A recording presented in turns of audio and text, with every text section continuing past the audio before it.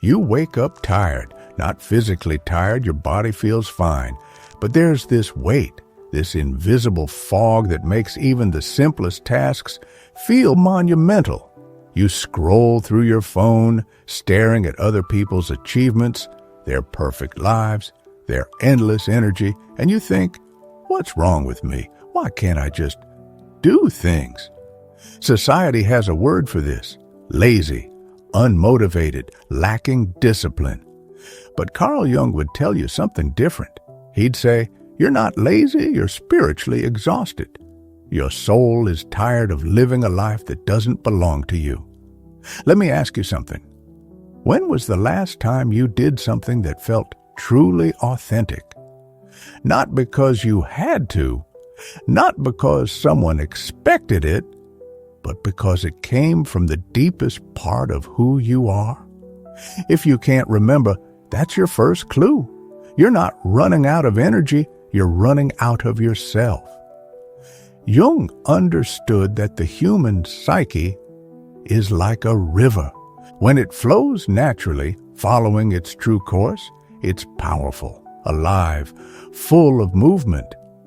But when you dam it up, when you force it into channels that don't fit, when you make it serve purposes that aren't its own, it becomes stagnant. The water is still there, but it's lost its life force. That's what spiritual exhaustion feels like. Your inner river has been dammed up for so long, you've forgotten what it means to flow. Picture this. You're an actor who's been playing the same role for years. At first, it was exciting. You learned the lines, perfected the gestures, got applause, but somewhere along the way, the character became a prison. You wake up every morning, put on the costume, and perform. But underneath, the real you is suffocating. The mask has become so heavy that you can barely lift your head. That's not laziness, that's spiritual rebellion. Your soul is on strike. The modern world has created a perfect storm for spiritual exhaustion. We live in what Jung called the collective unconscious, a shared pool of expectations, fears, and desires that aren't really ours. Social media shows us how we should look, feel, achieve. Our families tell us what success means. Our culture whispers that we're not enough unless we're constantly doing, producing, achieving. And slowly, without realizing it, we start living someone else's life. You know that feeling, right? When you're at a party, smiling and nodding, but inside you feel like you're watching yourself from across the room. Or when you're in a job that pays well but leaves you feeling empty, like you're sleepwalking through your days. That's your authentic self trying to get your attention. It's not depression, it's your soul's way of saying, this isn't me. Jung wrote about something he called individuation, the process of becoming who you truly are, not who you think you should be. It's like peeling away layers of an onion, except each layer is a different mask you've worn, a different version of yourself you tried to be.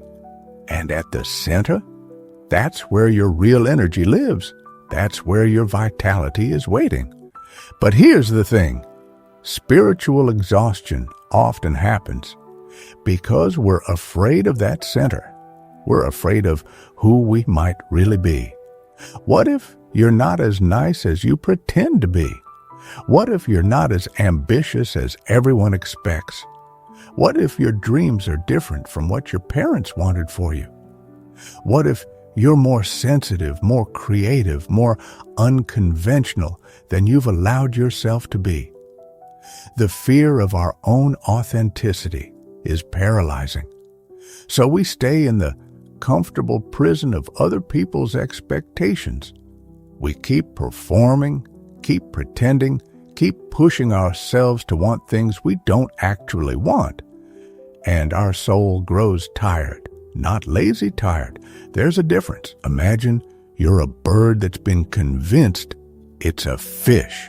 Every day you try to swim, and every day you almost drown. People around you say, "Try harder, other fish are swimming fine." But you're not a fish, you're a bird, and until you remember that, until you spread your wings and fly, you'll keep feeling exhausted by the very act of living. Let me ask you something else. What did you love to do as a child before anyone told you it wasn't practical or profitable? What made you lose track of time? What felt like play rather than work?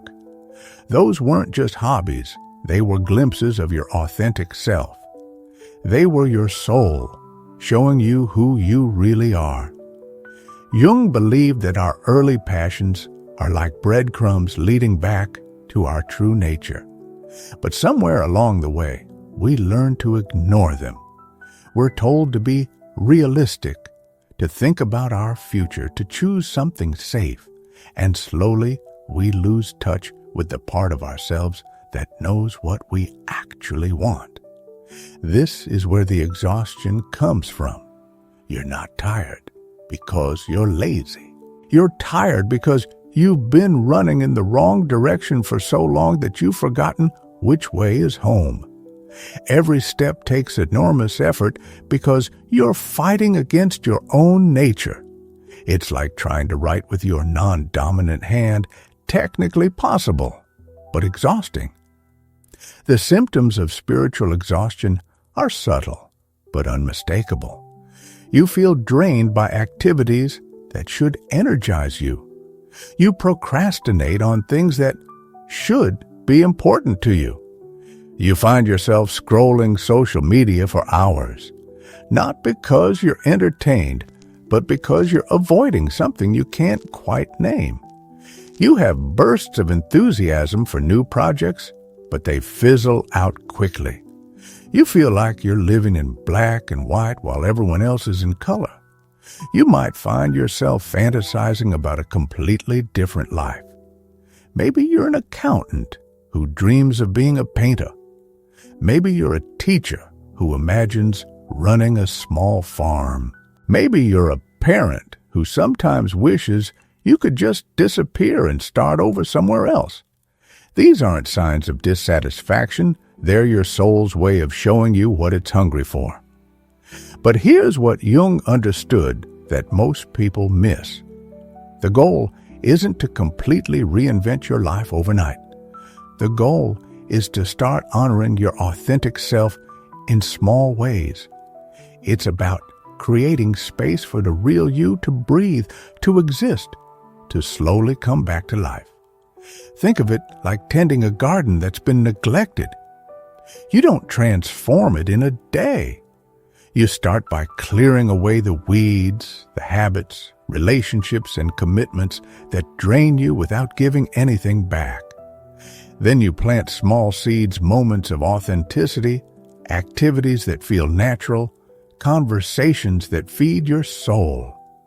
And gradually, slowly, your inner landscape begins to bloom again. This process isn't always comfortable. When you start living authentically, you'll discover that some people in your life were attached to the mask you were wearing, not the real you. Some friends might drift away. Some family members might be confused or even upset. That's not your fault. It's just the natural result of stopping your performance. Jung called this the dark night of the soul, the period when you're no longer who you were, but not yet who you're becoming. It can feel lonely, scary, uncertain, but it's also where your real power lives. It's where you stop being a photocopy of someone else's expectations and start being an original. You know what's interesting? The word lazy comes from an old word meaning reluctant to work. But what if your reluctance isn't about work itself? What if it's about the wrong kind of work? What if your soul is reluctant to keep building a life that doesn't belong to you? I once read about a woman who was labeled lazy. by her family because she couldn't keep up with their expectations. She struggled with traditional careers, seemed unmotivated, spent a lot of time alone. But when she finally gave herself permission to write something she'd loved since childhood, but had been told wasn't practical, she became prolific. She wrote for hours without getting tired, published books, touched people's lives. She wasn't lazy, she was spiritually starving. That's the paradox of spiritual exhaustion. You feel tired, but you're not actually lacking energy.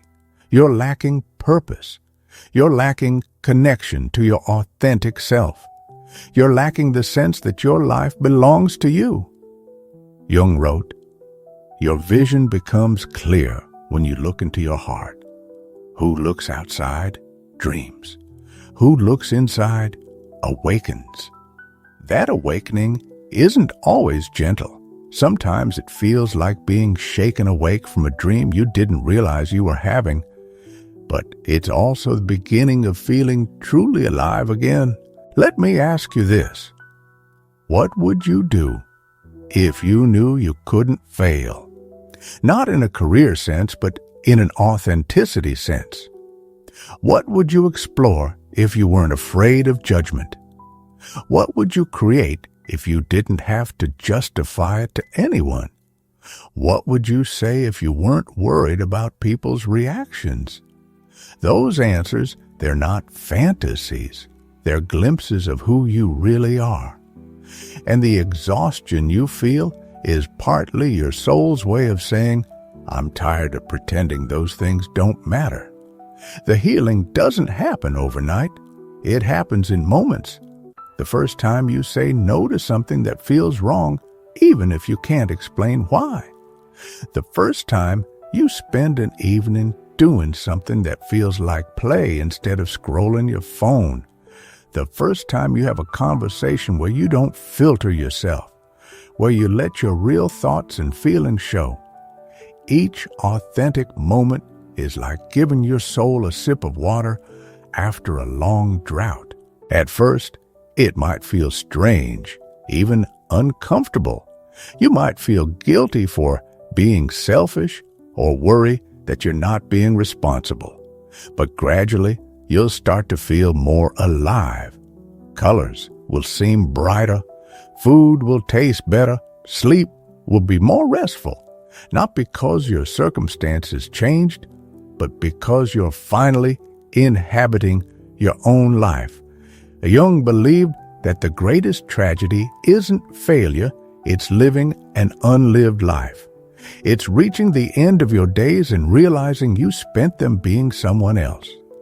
The exhaustion you feel isn't a character flaw. It's your soul's way of protecting you from that tragedy. Picture yourself as a tree that's been growing in the wrong soil. You're not dead, but you're not thriving either. Your leaves are dull, your branches weak. People might look at you and think you're just not a very good tree. But the truth is, you're not in your natural environment. You need different nutrients, different conditions, different light. Once you find the right soil, once you start living authentically, you'll be amazed at how quickly you begin to flourish. The signs of spiritual awakening are as unmistakable as the signs of spiritual exhaustion. You start to feel energized by things that used to drain you. You find yourself naturally drawn to activities that feel nourishing. You stop needing constant external validation because you're developing an internal compass. You begin to trust your instincts, your preferences, your unique way of seeing the world. You might also find that your relationships change. The people who were attracted to your mask might fade away, but you'll start attracting people who see and appreciate your authentic self. These connections will feel different, deeper, more nourishing, more real. You'll stop feeling like you're performing in your own life and start feeling like you're actually living it. But here's something important Jung understood. Becoming authentic doesn't mean becoming selfish. It means becoming more truly yourself, which actually makes you more capable of genuine connection and contribution. When you're not exhausted from pretending to be someone else, you have more energy to offer the world. When you're not constantly seeking approval, you're free to give from a place of fullness rather than need. The journey back to yourself isn't always linear. There will be days when you slip back into old patterns, when you catch yourself performing again. That's normal. Jung called this the spiral path. You're not moving in a straight line, but in a spiral, coming back to the same issues, but at a deeper level each time. What matters is that you keep coming back to the question, is this really me? Whether you're choosing what to wear, what to eat, how to spend your weekend, or what career to pursue, that simple question can be your guide. Not, what should I do? Or, what would make others happy? But, what feels true to me? You know that feeling when you're in a crowded room but feel completely alone? That's what it's like to live inauthentically. But you also know that feeling when you're with someone who truly sees you, when you can be completely yourself without fear of judgment. That's what it's like to live authentically, except the person who sees you is yourself. Jung wrote, "The most terrifying thing is to accept oneself completely." But he also knew that this acceptance is the key to vitality. When you stop running from who you are, when you stop trying to be someone else, you free up enormous amounts of energy. The same energy you were using to maintain your mask can now be channeled into actually living. This doesn't mean you have to quit your job tomorrow or make dramatic changes. It means you start small. Maybe you wear colors that you actually like instead of what you think looks professional. Maybe you spend Saturday morning reading instead of cleaning because that's what your soul is craving. Maybe you have an honest conversation with a friend instead of just exchanging pleasantries. Each small act of authenticity is like flexing a muscle that's been dormant. At first, it might feel weak, uncertain, but with practice it grows stronger. And as it grows stronger, you'll find that living authentically becomes easier, more natural, more energizing. The world needs your authentic self, not the polished, perfect version you think you should be, but the real, complex, uniquely you version. Your particular combination of strengths, quirks, perspectives, and experiences is irreplaceable. But you can't give it if you're exhausted from pretending to be someone else. Let me ask you one more thing. If you could send a message to your younger self, what would it be? Maybe it would be, it's okay to be different. It's okay to want different things. It's okay to be yourself. That message isn't just for your younger self, it's for you right now. You're not lazy. You're not broken. You're not lacking in willpower or discipline. You're spiritually exhausted because you've been carrying the weight of a life that doesn't fit. And the beautiful thing is, you can set it down. You can stop performing. You can come home to yourself. The exhaustion you feel is actually a gift. It's your soul's way of saying, there's a better way to live. There's a more authentic way to be.